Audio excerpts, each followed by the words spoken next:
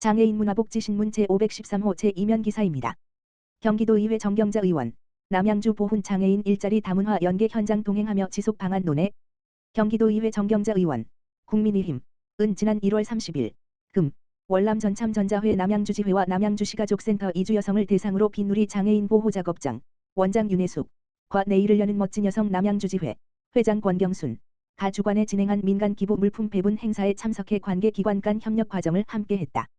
이번 행사는 2025년 12월 12일 월남 전참전자회 남양주지회가 주관한 한국이주여성 다문화가정 송년회 이후 정경자 의원과 보훈단체 복지기관 장애인 보호작업장 간 협력 방안을 논의하는 과정에서 마련된 사례로 기관 간 실무 협의를 통해 추진됐다. 이번에 배분된 물품은 더스킨 팩토리의 사회공헌 활동으로 기부된 샴푸, 트리트먼트, 바디로션, 화장품, 위생용품 등 생활필수품으로 월남 전참전자회 연계 다문화가정 150가구와 남양주시가족센터 연계 이주여성 가정 100가구 등 총 250가구에 전달됐다. 물품 분류와 포장 작업은 빈누리 장애인 보호작업장에서 진행됐으며 장애인 근로자의 직업활동과 지역복지기관의 협력 사업으로 연계 운영됐다. 정경자 의원은 보훈단체, 다문화가정 지원기관, 장애인 보호작업장이 각자의 역할을 수행하며 협력하는 구조가 지역복지체계의 중요한 기반이 될 수 있다며 앞으로도 관계기관 간 협력이 원활히 이루어질 수 있도록 제도적 행정적 지원 방안을 살피겠다고 말했다. 한편 정경자 의원은 보훈 정책 강화를 위해 관련 제도 개선과 예산 확보 활동을 지속하고 있다. 지난해에는 남양주시의회와 협력해 다산동 일원의 월남전 참전기념탑 건립을 추진하는 과정에서 경기도 특별조정교부금 지원 필요성에 대해 의견을 제시한 바 있다. 또한 참전명예수당과 관련해서도 단계적 인상 필요성을 지속적으로 건의하며 논의가 이어져 왔다. 경기도는 2024년 연 40만 원, 2025년 연 60만 원, 2026년 연 80만 원으로 3년 연속 단계적 인상을 추진했다. 정경자 의원은 보훈과 복지 정책은 일회성 지원이 아니라 지역사회의 다양한 주체들이 역할을 나누는 협력구조 속에서 지속적으로 추진돼야 한다며 도의회 차원에서도 관련 제도와 예산이 안정적으로 운영될 수 있도록 점검해 나가겠다고 밝혔다. 최만식 의원, 장애인 복지 증진 공로로 한국장애인 신문 감사패 받아. 경기도의회 보건복지위원회 최만식 의원, 더불어민주당, 성남이 29일 장애인 복지 증진과 정책 기반 강화에 기여한 공로를 인정받아 한국장애인 신문으로부터 감사패를 수상했다. 이번 감사패는 장애인 권익 보호를 위해 현장 중심의 의정활동과 입법 예산 노력을 꾸준히 이어온 최 의원의 활동 성과를 높이 평가해 수여됐다. 최만식 의원은 평소 경기도 장애인정보화협회를 비롯한 장애인 관련 기관 단체와의 지속적인 소통은 물론 장애인 직업재활시설과 장애아 전문 어린이집 등을 직접 방문해 현장 의견을 토대로 제도 개선에 앞장서 왔다. 최 의원은 장애인 중고 PC 무상 출장 수리 지원 사업의 2025년도 도비 보조금 증액을 이끌어 정보 접근권 보장에 이바지했으며 보건복지부 발달재활 서비스 사회 서비스 품질 평가에서 저평가된 도내 발달재활 기관에 대한 관리 감독 강화를 촉구하는 등 서비스 질 개선에도 힘써왔다. 특히 전국 최초로 장애아동 복지지원 관련 자치법규를 제정해 장애아동의 성장 과정과 가족 여건을 함께 고려하는 통합적 지원 체계를 확립한 바 있다. 이 밖에도 근로장애인 자립 지원을 위한 참여수당 도입 필요성, 부식비 지원 기준 현실화, 주약안보호센터 종사자 처우 개선, 장애교원 권익 보호 등 장애인 복지 현안 전반에 대해 꾸준히 목소리를 내왔다. 최 의원은 수상 소감을 통해 장애인 복지신문 관련 예산이 삭감돼 도내 장애인들의 알 권리를 충분히 지켜드리지 못한 상황에서 이 같은 감사패를 받게 되어 더 큰 책임감을 느낀다며 그럼에도 그간의 노력을 의미 있게 평가해 주신 데 대해 진심으로 감사드린다고 전했다. 그러면서 이번 감사패는 장애인 권리 증진을 위한 의정활동을 멈추지 말라는 격려로 받아들이겠다며 앞으로도 현장의 목소리를 정책으로 연결해 장애인의 권리가 일상에서 자연스럽게 보장되는 경기도를 만드는 데 최선을 다하겠다고 밝혔다. 문화체육관광부 25년 장애인 생활체육 참여율 34.8%, 전년 대비 0.4% 감소. 문화체육관광부 장관 최휘영, 이하 문체부는 대한장애인체육회와 함께 전국 등록 장애인 1만 명, 만 10세 물결표 쌓인 69세를 대상으로 진행한 2025년 장애인 생활체육조사, 24년 9월 물결표 쌓인 25년 8월 기준 결과를 발표했다. 장애인 생활체육 참여율은 주 2회 이상, 1회당 30분 이상, 집 밖에서 운동하는 장애인 생활체육 완전 실행자 별표 쌓인 비율이다. 2025년도 장애인 생활체육 참여율은 34.8%로 조사돼 전년 대비 0.4%포인트 소폭 감소했다. 주로 이용하는 운동 장소에 대해서 체육시설을 이용한다는 응답은 18.2%, 집안 내서 운동한다는 응답은 9.4%, 야외 등산로 공원 등 근처 야외를 이용한다는 응답은 45.4%를 차지했다.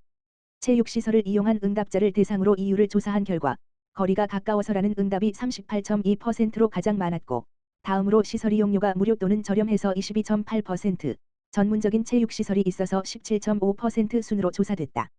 체육시설을 이용하지 않는 응답자를 대상으로 이유를 조사한 결과는 혼자 운동하기 어려워서라는 응답이 26.8%로 가장 많았고, 다음으로 체육시설과 거리가 멀어서 17.1%, 시간이 부족해서 13.6% 순으로 나타났다. 행복도 지수를 장애인의 생활체육 참여 유형별로 살펴보면 완전 실행자의 행복도가 평균 3.39점으로 가장 높았고, 다음으로 불완전 실행자가 평균 3.33점으로 뒤를 이었다. 생활체육 참여 정도가 높은 장애인들이 그렇지 않은 장애인들보다 행복감이 더 높은 것으로 나타났다.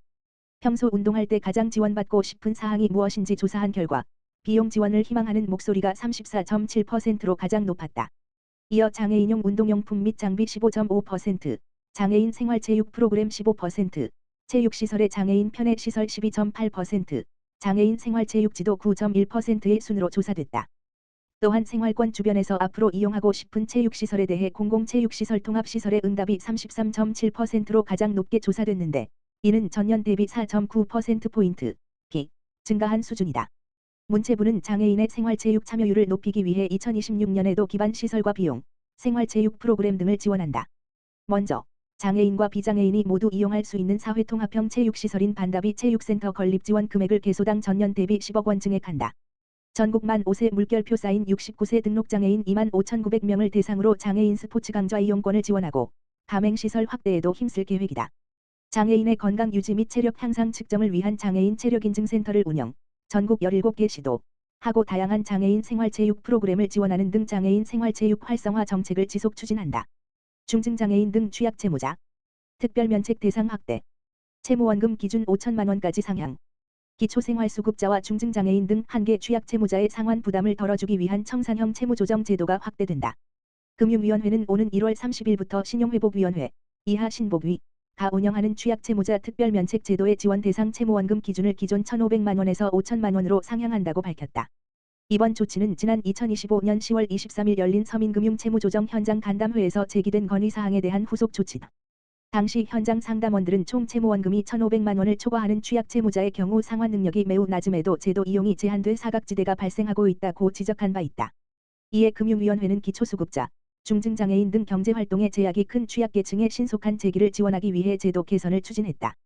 개선안에 따르면 취약채무자가 채무조정을 통해 3년 이상 성실히 상환하고 조정된 채무의 절반 이상을 납부한 경우 자녀 채무에 대해 면책을 받을 수 있다. 지원 대상 채무원금 상한이 크게 늘어나면서 보다 많은 취약채무자가 실질적인 채무부담 완화 혜택을 받을 것으로 기대된다. 이번 제도 확대는 국정과제 소상공인 취약계층 채무부담 경감 및 대통령 업무보고 과제인 취약계층 특례 채무조정 지원 대상 확대의 일환이기도 하다. 앞서 1월 13일 금융위원회 공공기관 업무보고에서 이억원 금융위원장은 한계 취약채무자에 대한 적극적인 금융지원 필요성을 강조하며 신복위의 역할 강화를 주문한 바 있다. 김은경 신용회복위원장은 이번 대상 확대를 통해 고령장애 등으로 경제활동이 어려운 취약채무자의 과도한 상환 부담을 완화하고 일상 복귀와 경제적 자립을 지원하는 사회적 안전망 기능이 한층 강화될 것이라고 밝혔다. 신복위는 채무조정 지원과 함께 취업소득보전 의료주거 지원 등 고용복지 연계 서비스와 심리상담까지 병행해 취약채무자의 실질적인 회복을 돕겠다는 방침이다.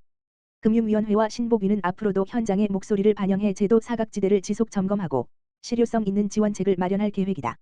한편 채무 문제로 어려움을 겪고 있는 국민은 신복위 콜센터 1600-5500를 통해 제도 안내를 받을 수 있으며 신복위 사이버 상담부 및 전용 앱 전국 50개 서민금융통합지원센터를 통해 비대면 또는 방문 신청이 가능하다.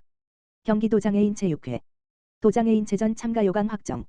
경기도 장애인 체육회가 제16회 경기도 장애인 체육대회 2026 광주에 참가 규정 및 선수 등록을 안내했다. 도 장애인 체육회는 이를 도장애인 체전 참가 요강을 시군 장애인 체육회 및 도 가맹단체에 안내했으며 도 장애인 체육회 홈페이지를 통해서도 확인할 수 있다고 밝혔다. 게이트볼을 비롯한 17개 종목에서 경쟁이 펼쳐지는 이번 대회는 장애인 전문 체육 선수들이 참가하는 도내 최대 규모의 장애인 전문 체육대회다. 선수 등록 기간은 이날부터 27일 오후 6시까지로 대한장애인 체육회 통합 포털과 대회 운영 시스템에 모두 선수 등록을 완료해야 출전할 수 있다. 특히 선수 등록 접수는 각 시군 장애인 체육회를 통해 진행되며 이에 따라 선수 및 관계자는 소속 시군 장애인 체육회를 통해 세부 사항을 확인해야 한다. 백경열 도 장애인 체육회 사무처장은 이번 대회는 도내 장애인 전문 체육의 경기력 향상과 공정한 경쟁 환경 조성을 위한 중요한 무대다라며 본회는 개최지 광주시를 비롯해 도내 31개 시군 장애인 체육회 및 도 가맹단체가 서로 협력해 대회가 성공적으로 이루어질 수 있게 최선을 다하겠다고 밝혔다. 한편 도 장애인 체전은 오는 4월 광주시 일원에서 개최될 예정이다.